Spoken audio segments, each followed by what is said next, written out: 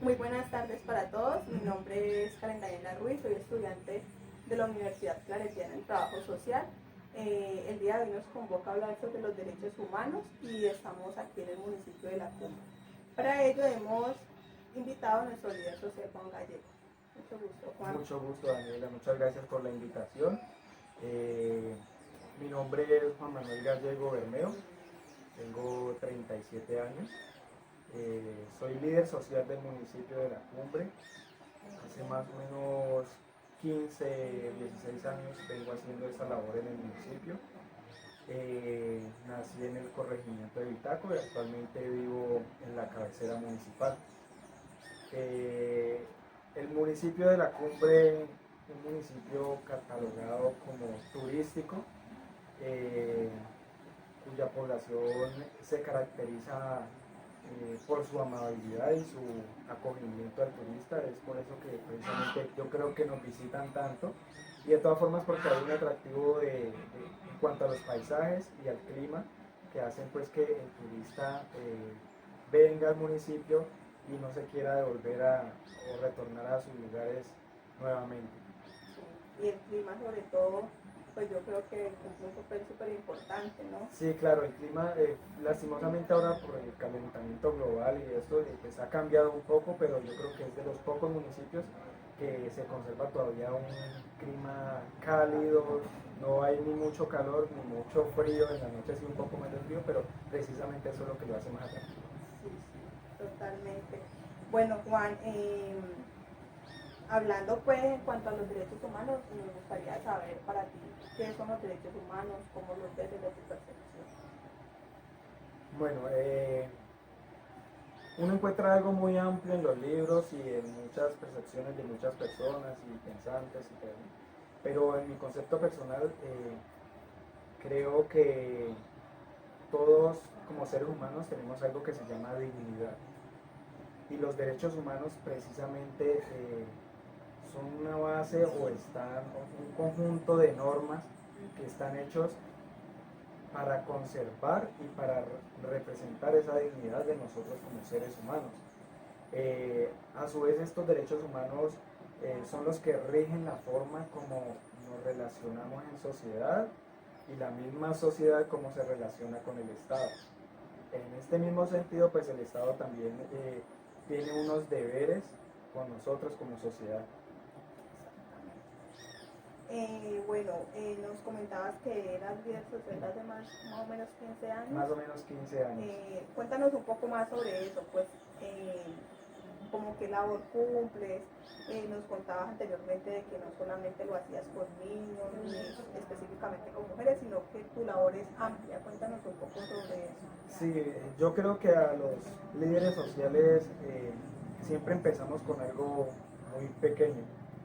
Mi experiencia es que empecé en el municipio de La Cumbre con algo que se llamaba clubes prejuveniles, y eran jovencitos entre 13 y 15 años, haciendo una labor con ellos como 3 veces por semana. Y cuando uno le gusta esto, ya empieza a meterse en otros grupos, y al último termina metido en todos los grupos habido y por haber, y al último ya termina a nivel del Valle del Cauca también en la misma, o hasta a nivel nacional. Entonces, digamos que hay una necesidad que yo creo que no es solamente en la cumbre, sino en el Valle del Cauca y en Colombia, ya está en el mundo, eh, y es que las personas sienten vulnerados sus derechos. Los ancianos se sienten abandonados, las mujeres se sienten que las maltratan, los niños sienten pues también que los violan, sienten que no los respetan, sienten que no les dan el espacio que les debe pertenecer dentro de una sociedad. Entonces, por eso termina uno inmerso en colaborar, en ayudar, en estar mirando las necesidades, porque pues solamente no es la necesidad de que nos den un espacio, sino que también una necesidad de lo más básico, de tener una vivienda digna, de vivir dignamente. Y yo creo que eso es lo que no sucede en el municipio de La Cumbre, empezando pues desde cuando la gente tiene que comer una sola vez al día porque no tiene para nada más. Entonces, así mismo termina uno también, por lo menos con los jóvenes. eh, con los jóvenes.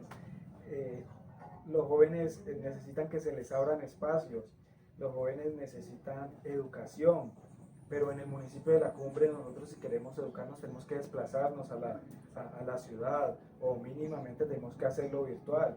Pero entonces si lo queremos hacer virtual, entonces no hay las facilidades que tengamos internet en nuestras casas para hacerlo.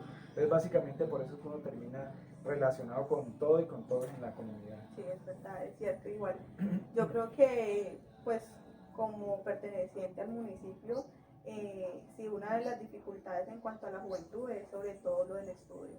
Sí. Uno, digo yo, no hay tiempos ni hay actividades en donde los jóvenes puedan como invertir su tiempo y que eso les brinde una calidad. Y dos, en cuanto al tema, como decías, del estudio, es difícil aquí, encontramos solo hasta el bachillerato eh, y, y no encontramos, digamos, ni un técnico ni nada que podamos hacer como jóvenes y que incluso eso beneficie también al progreso del municipio, ¿no?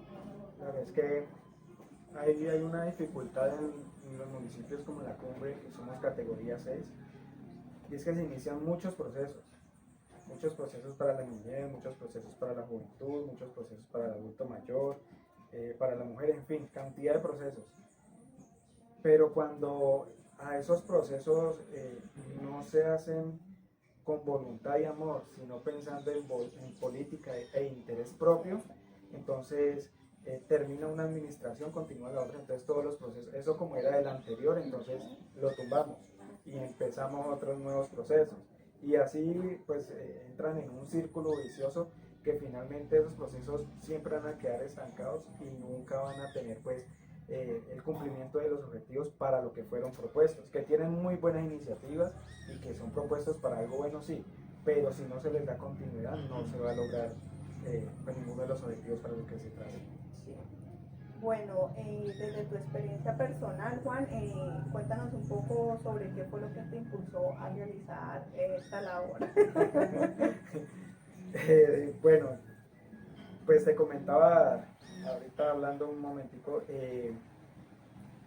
tengo un conflicto ahí porque te decía que yo no sé si uno nace o se hace, ¿ya? En cuanto a esta parte pues de liderazgo social, porque mi señora madre me decía que yo pues cuando pequeño me sacaba el pan de la boca para dárselo a otro, dejaba mis juguetes para dárselo a otro.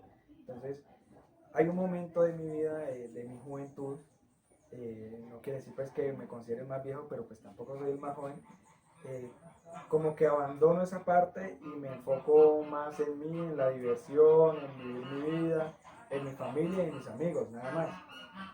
Pero más adelante mi hermana mayor ya fallecida, ella estaba involucrada en mucho de este cuento social y entonces las juntas de acción comunal, eh, las comunidades, las fundaciones, estaba involucrada en todo esto. Yo la llevaba, digamos, a ella, la transportaba y empecé a ver lo que ella hacía y creo que nuevamente se me despertó eso que había quedado por allá dormidito y empecé en un proceso de involucrarme. Hubo un momento que empecé a estudiar administración de empresas, una tecnología de administración de empresas, pero sentía que no era lo mío.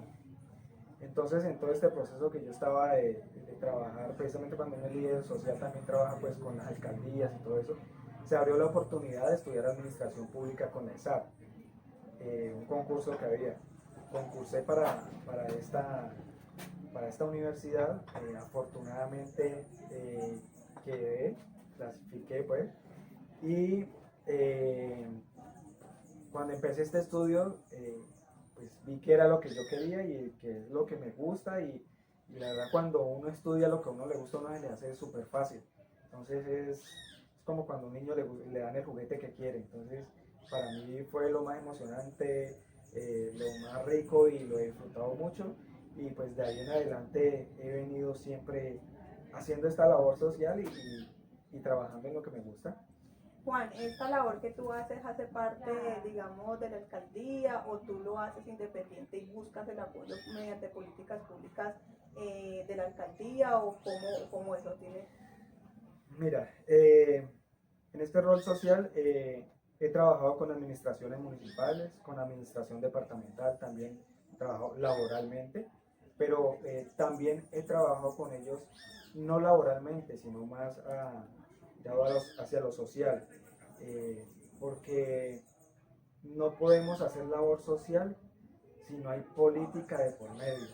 Pero no me refiero a política de proselitismo, no, me refiero a política de articulación de entidades para poder llevar a cada familia o a cada persona cumplirle o llenarle en algo la necesidad que tiene. Entonces, sí he trabajado con administración municipal y con ellos, pero cuando no lo estaba haciendo, igual continúo mi labor social personal y pues obviamente hay también muchas personas que les gusta vincularse, pero no figurar tanto. Entonces está más bien en el anonimato y entonces yo te colaboro para que le ayudes a tal familia, pero hasta ahí, o un psicólogo, o me colaboran así, entonces eso es lo que hago siempre. Súper chévere porque es desde la vocación, Sí. más que como tú decías de buscar como tal un beneficio económico, que es lo que se viene viendo pues como tal dentro del municipio y que nos ha afectado, como tú dices, a que no continúen esos proyectos que se han planteado.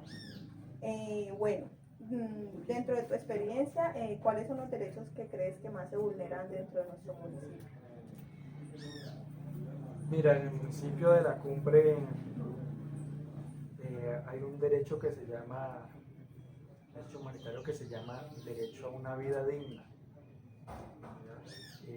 derecho a una, se me fue la palabra, pero es algo social.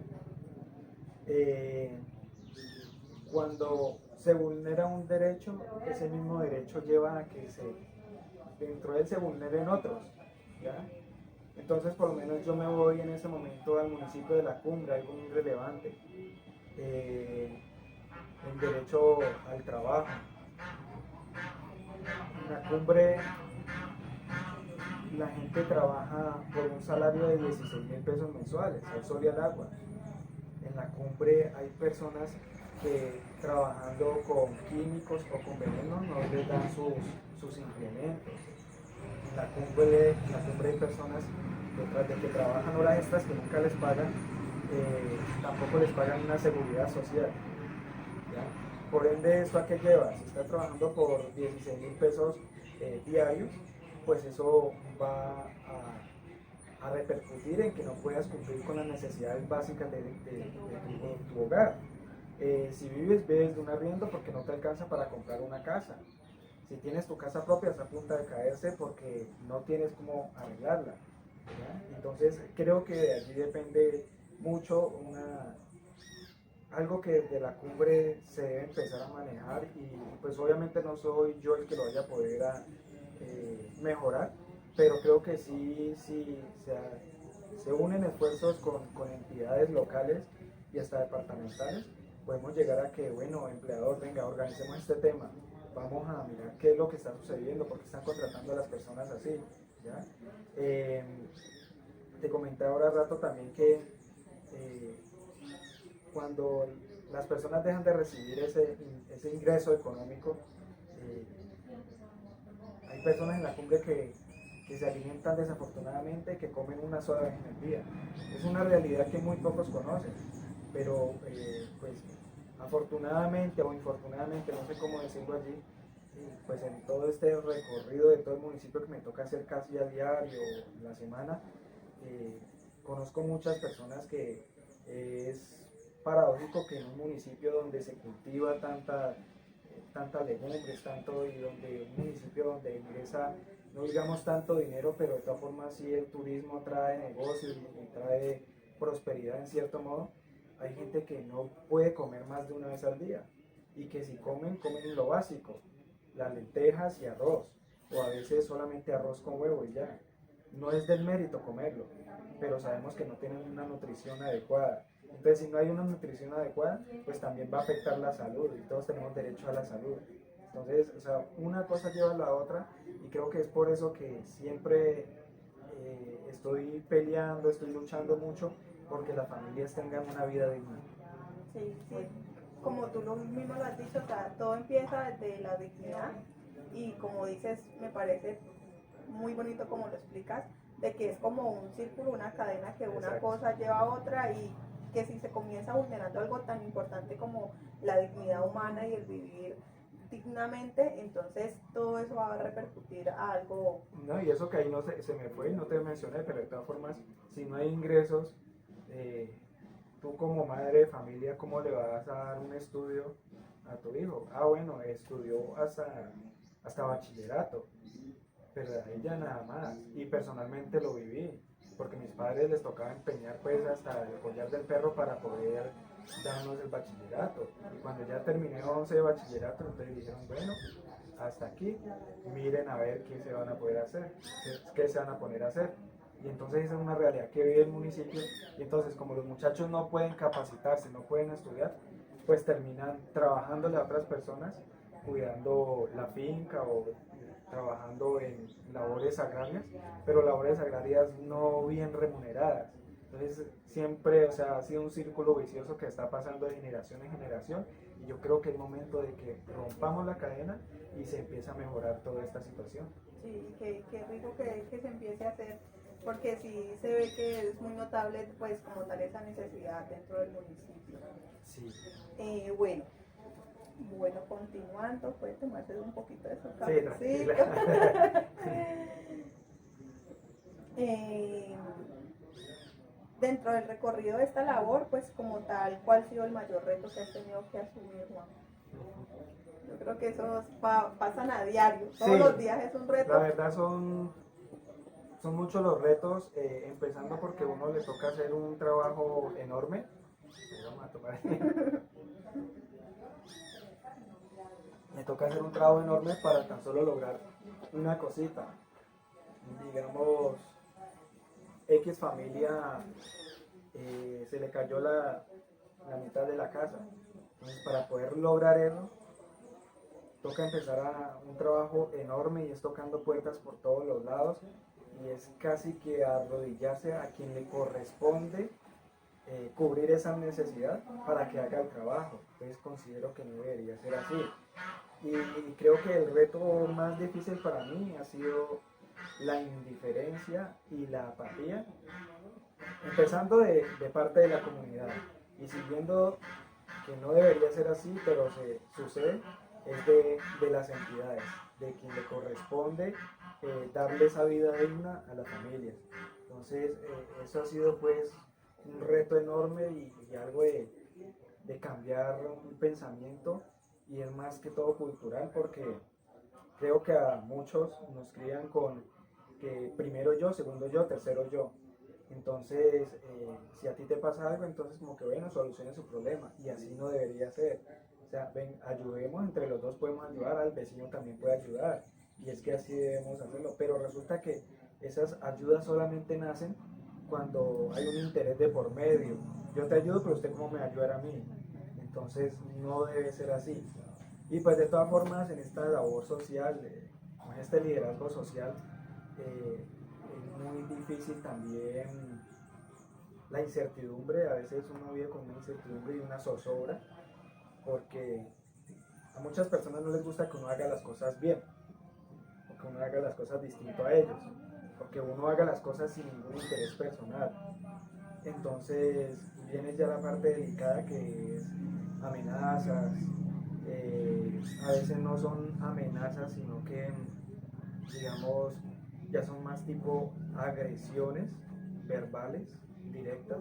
Entonces es lo que uno lo pone a pensar y si estaré haciendo las cosas bien o es que de verdad yo como que me salí de ahí, tengo que alinearme con ese pensamiento social que es todos tenemos que trabajar solamente para nosotros y cada quien que se desenvuelva como pueda.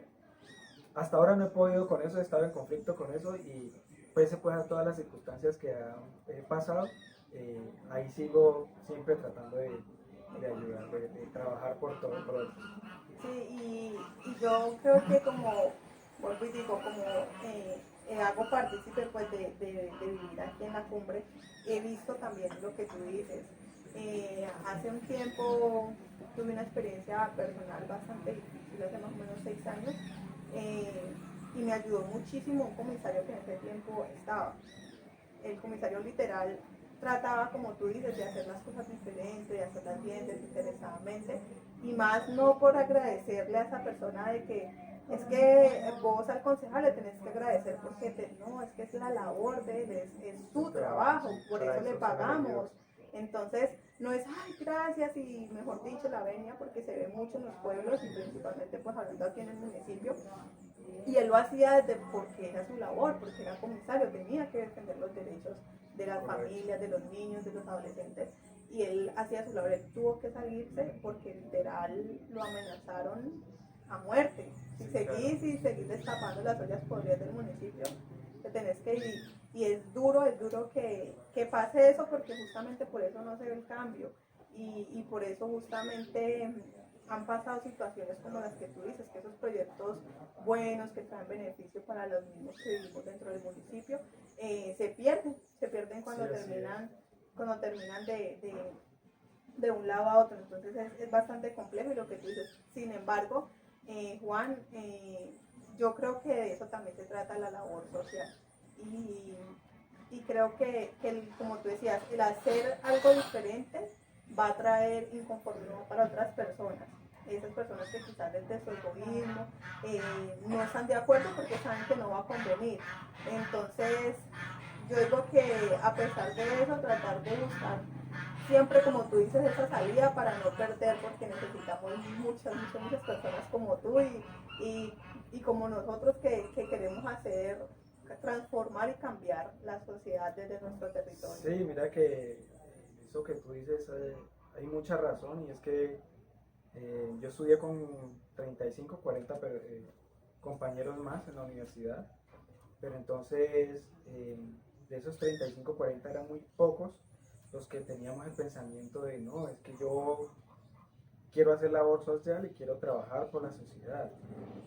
Porque los otros tenían el pensamiento de que no, yo voy a estudiar administración pública, voy a concursar para algún cargo y me voy a sentar allá en cuatro paredes y allá no voy a salir.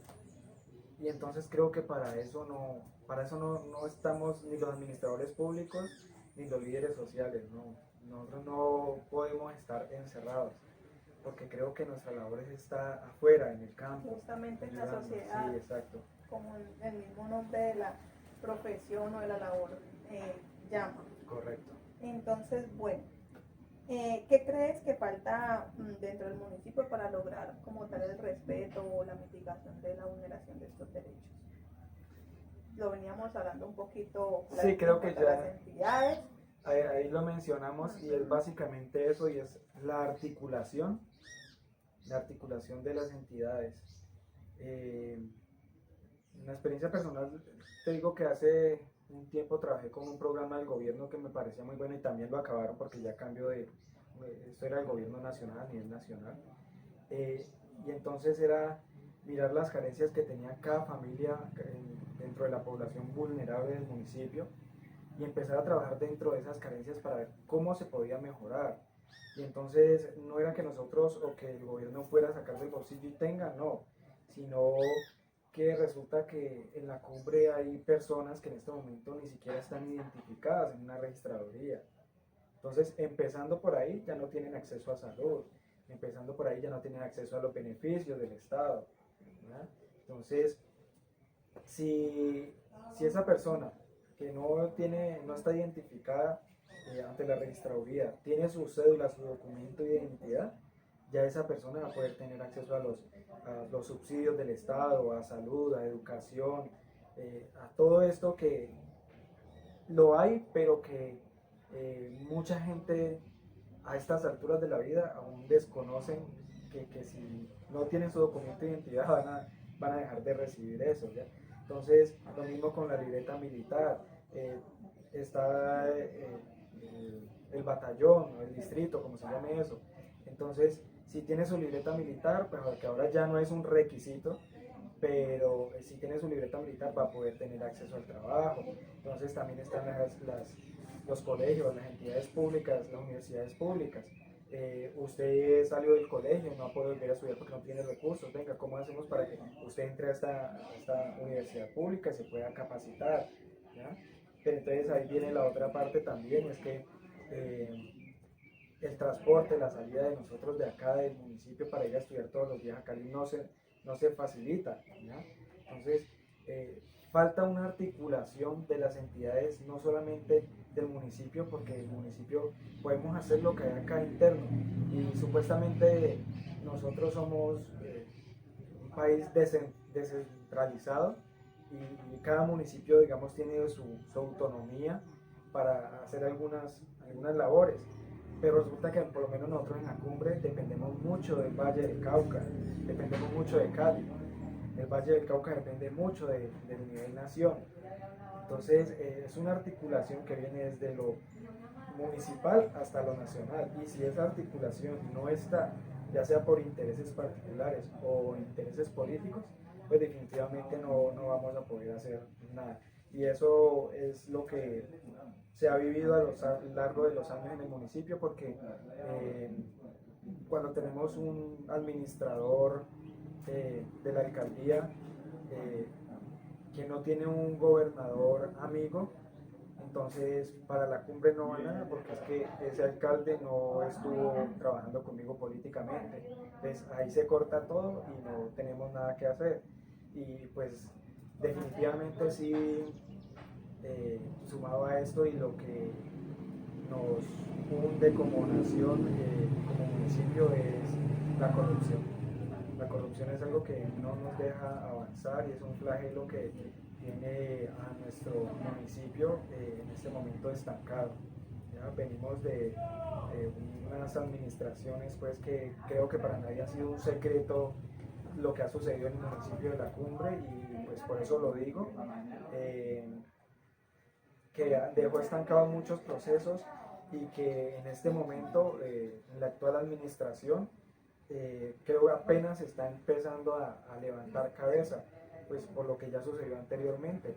Y no sé hasta cuándo irá a ir esto, hasta cuándo irán a ir atrasados estos procesos, porque si no llega un administrador que piense más en lo social y menos en lo personal, no vamos a lograr nada. Sí, es verdad, pues como decías tú, venimos de algo para nuestra comunidad terrible, por decirlo así, pero digo que somos nosotros mismos quienes permitimos que esa corrupción continúe y que cada vez sea más grande. Digo que quizás la desinformación de la comunidad también ha hecho que como tal elijamos personas que creemos que por tu cajita de lechona o por tu tejita de sí, entonces ya me solucionó ese problema inmediato, pero que eso al transcurrir el tiempo pues va a causar. Y es que precisamente todo este desconocimiento, toda esta falta de capacitación y falta de educación o carencia de educación es lo que nos lleva a lo mismo de siempre. No es lo mismo cuando una persona que estudió hasta tercero de primaria va a votar, que cuando un joven que ya está en cuarto, quinto, hasta primer semestre de universidad va a ejercer su derecho al voto, porque ya hay una conciencia de que no, es que no puede ser así, exacto, no puede ser así, de que sigamos siempre votando porque nos llevaron el bulto de cemento. Está bien, llevar el bulto de cemento, muy bien, muchas gracias, pero hay que votar a conciencia. Sí. Y es algo cultural, ya es cultural dentro del municipio que se den ese tipo de procesos. Sí, es algo cultural y lastimosamente en Colombia o en todo el mundo, para uno pelear contra lo cultural sí es muy difícil de cambiar, es completamente, o sea, es terrible y es algo muy difícil de transformar, pero creo que hay que hacerlo, y si ya no podemos con los de 40 hacia allá, bueno, empecemos con estas nuevas generaciones a hacer ese cambio, pero hay que hacer un cambio real, no un cambio amañado a lo que ya venimos acostumbrados a ver. Sí, es cierto, Juan. Bueno, ya para finalizar, ¿cuál es su percepción frente al panorama actual de los derechos humanos en Colombia? Yo creo que pues no, lastimosamente es difícil decirlo, pero los derechos humanos en Colombia no, o sea, personalmente a veces me duele aceptarlo, pero es como si no existieran. O sea, no es como si no existieran porque creo que no es normal que una persona en un país tan rico como Colombia, donde se roban tantos billones anualmente, eh, esté pasando hambre, donde no tengan su propia casa y donde si tienen una casa tienen que empezar a pagar la casa de por vida y hasta la pagan 2 y 3 veces. Entonces, para mí eso no es normal y no concibe pues en mi cabeza el hecho de pensar de que para un joven tener que estudiar tenga que endeudarse y después cuando ya salga o termine su universidad seguir pagando esa carrera como por 3 veces más de lo que cuesta. Entonces no concibo todavía esa idea de que estemos viviendo en una sociedad que los derechos humanos creo que solamente quedaron en el papel, quedaron por escrito, pero que no se respetan y son vulnerados en todas las formas. Entonces, eh, volvemos a lo mismo, un cambio de cultura, un cambio desde ahora desde la juventud, un cambio desde los más chicos hasta los más jóvenes, y ya estas nuevas generaciones pues que van creciendo, eh, llegará a que los derechos humanos de verdad sean representativos en Colombia y dejemos de ser un país subdesarrollado como en este momento lo somos. Y yo creo, Juan, que desde la esperanza se ha venido logrando. Ese cambio de pensamiento en cuanto a la juventud, porque yo digo que hacía mucho tiempo en Colombia no se veía lo que está pasando actualmente, un paro nacional. Digamos, se veía que el paro de camioneros, que el paro de docentes, pero eso duraba un día, 2 días y Y ya. es precisamente por eso, porque es que hay intereses personales. Entonces viene el paro de camioneros, pero entonces resulta que hay una persona que tiene su camión, pero está el dueño de la flota de 50 tractomulas. Entonces él es el llamado a que vaya allá y negocia lo suyo, ya me arreglé yo, de ahí para abajo. Entonces eso ha sucedido siempre con estas protestas sociales. Esperemos pues, esta creo que hay un cambio bastante Un cambio, sí. significativo. Eh, Creo que hay más unión, hay un poco más de empatía, aunque falta mucho todavía, Sí.